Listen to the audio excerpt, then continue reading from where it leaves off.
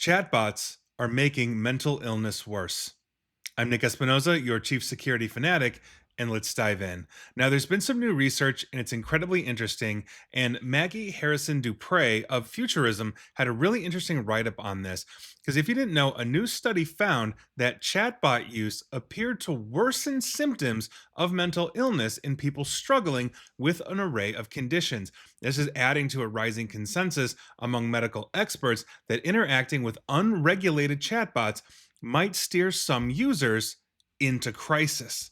Now, the research was conducted by a team of psychiatrists at Denmark's Aarhus University, and they published earlier this month in the journal known as Acta Psychiatrica Scandinavica, and I'm sure I'm not pronouncing that correctly. And they analyzed digital health records from roughly 54,000 Danish patients with diagnosed mental illnesses. After studying 181 instances of patient notes containing mentions of AI chatbots, they determined that the use of these bots, particularly intensive, prolonged use, appears to have deepened symptoms of mental illness in dozens of patients. They found that this pattern seemed to be especially true basically for patients prone to delusions or mania, and the risks of chatbot use may be, quote, severe or even fatal, end quote, for some of these patients. This is the latest study, and it was led by Dr. Soren Dyson Ostergaard, and I know I'm mispronouncing that. I apologize to my Danish listeners. He's basically a Danish psychiatrist who, back in August of 2023, predicted that human like chatbots like ChatGPT could stand to reinforce delusions and hallucinations in people, quote, prone to psychosis, end quote. In a press release, Ostergaard urged that while more research into causality is needed, he would, quote, argue that we now know enough to say that use of AI chatbots is risky if you have a severe mental illness, end quote. In other words, while it's a limited study, essentially they see this pattern, it's recognizable, and essentially they are basically saying, yes, we can confirm by virtue of this. And though this was limited to Denmark, the study's findings are now adding to a wave of public reporting and research about AI linked mental health crises. Sometimes this is referred to by mental health professionals as AI psychosis, in which essentially bots like ChatGPT and others introduce, reinforce, or otherwise stoke delusional beliefs in users in ways that contribute to destructive mental spirals and real world outcomes. Essentially, this is at the moment an unregulated industry. And by virtue of that, that's a huge problem. And obviously, regulation depends on country or region and all of that. The United States is going to have different standards than the Danes or the EU in general. Same with Canada, Australia, Japan, et cetera, et cetera.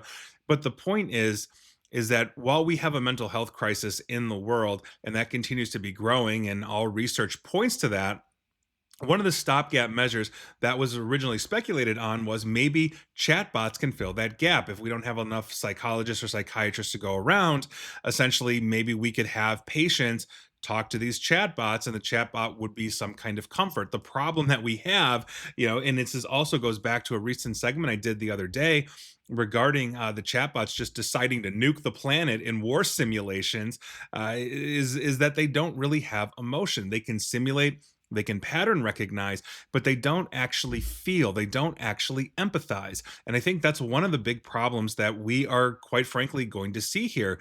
And there are people that are going to go and start talking to chatbots.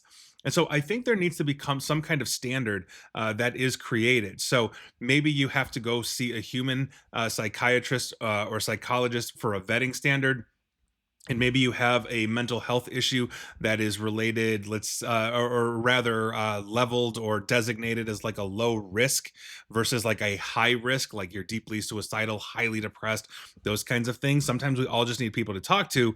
It doesn't mean we're going to go completely off the rails. And I think if we have some kind of vetting system for that, is very possible that some of the basic mental health things could potentially be helped by chatbots.